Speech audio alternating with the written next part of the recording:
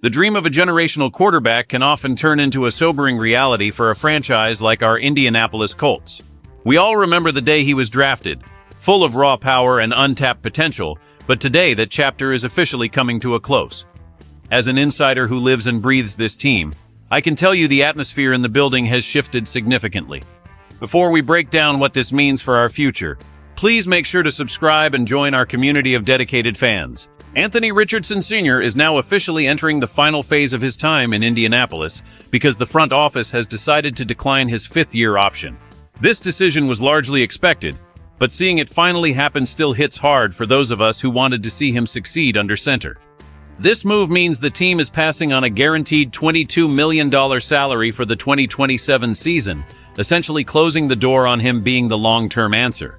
General Manager Chris Ballard has been very open about the situation, explaining that while the talent is undeniable, the production and health simply haven't been there. We have to look at the bigger picture here because the team is now fully committed to Daniel Jones. After giving Jones a massive extension worth $44 million per year, the coaching staff made it clear that he is the guy to lead us forward.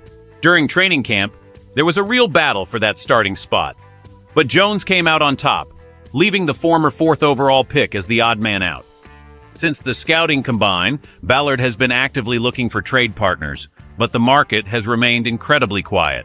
Even at the owners' meetings, insiders like Adam Schefter noted that interest across the league was surprisingly soft.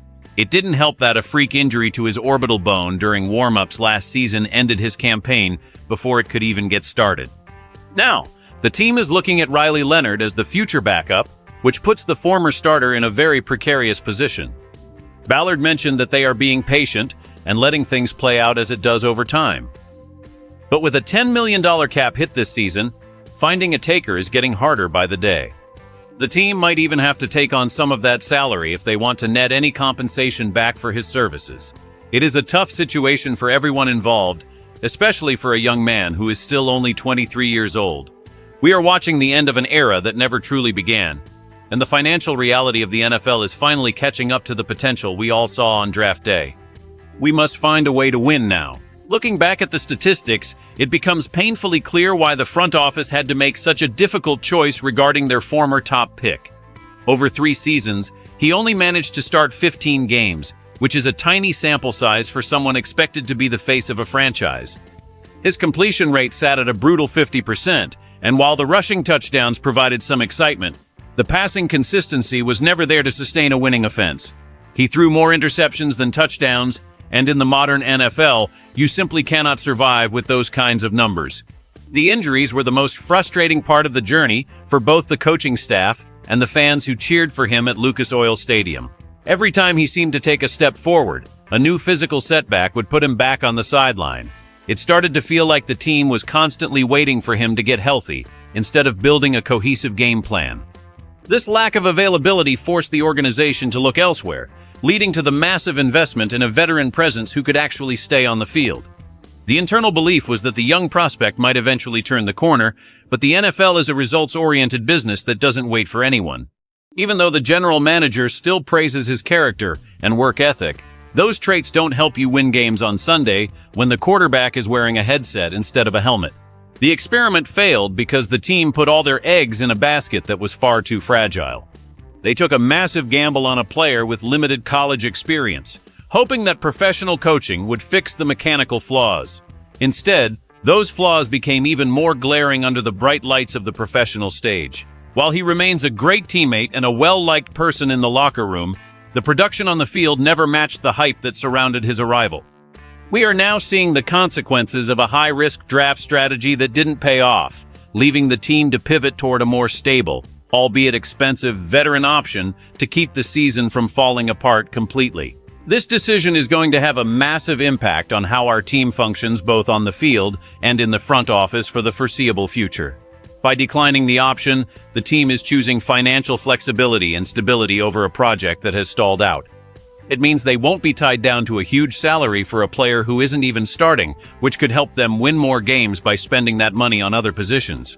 We have seen what happens when teams hold on to a struggling quarterback for too long, and it often leads to a total collapse of the roster. By moving on now, the front office is trying to avoid that trap and give the team a fresh start with a clear direction. The immediate consequence is that the backup role is now wide open for a younger, cheaper player who might have a higher ceiling in the long run. It also removes the constant distraction of a quarterback controversy that has been looming over the facility for months. When everyone knows who the leader is, the entire locker room can get behind them without wondering if a change is coming after one bad game. This move also signals to the rest of the league that the Colts are ready to be aggressive in their pursuit of winning now. They aren't interested in waiting another 3 years for someone to develop when they have a roster that is ready to compete in a tough division. The risk of failure is still there, especially since they are banking so much on a veteran coming off a major injury, but it feels like a calculated risk compared to the uncertainty of the past few years. For the fans, it means we finally have some clarity on where this team is headed. We don't have to keep guessing about whether the young prospect will ever fulfill his potential in Indianapolis. The focus can now shift entirely to supporting the guys who are actually going to be taking the snaps on Sunday. It is a tough pill to swallow for those who bought his jersey and believe the hype, but it is a necessary step to see our team win. The path ahead for our beloved team is filled with both incredible opportunities and some very dangerous pitfalls that could define the next decade. If the plan works, we will see the veteran quarterback return to his best form and lead an efficient, high-scoring offense that takes advantage of our talented wide receivers. In this best-case scenario, the decision to move on from the former first-round pick will look like a stroke of genius by the front office. They will have saved millions of dollars while finding a reliable leader who can win the close games that we lost last year. The young backup will develop into a capable second stringer, giving us peace of mind if the starter has to miss a few plays. However, we have to be honest about the worst-case scenario because the stakes are incredibly high for everyone involved. If the veteran starter struggles to recover from his Achilles injury, or if his play declines, the team will be left with no proven options at the most important position on the field. We could find ourselves in a situation where we are forced to start a late-round rookie before he is ready, which is exactly how we got into this mess in the first place. There is also the emotional tension of watching the former 4th overall pick go to another team and finally figure it all out. Imagine seeing him lead a rival to the playoffs while we are still searching for consistency under center. That would be a heartbreaking outcome for a fan base that has already endured so much quarterback turnover since the departure of our legendary leaders. The tension in the building is palpable because the general manager and the head coach have essentially tied their jobs to this decision. If this new direction fails, we could be looking at a total house cleaning in the front office.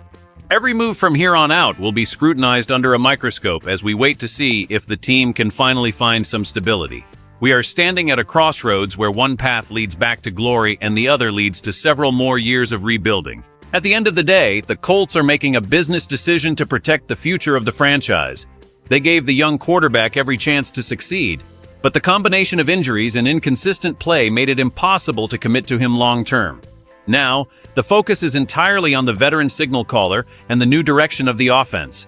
It is a bittersweet moment for fans who saw the flashes of brilliance, but we have to trust that the front office knows what is best for the locker room.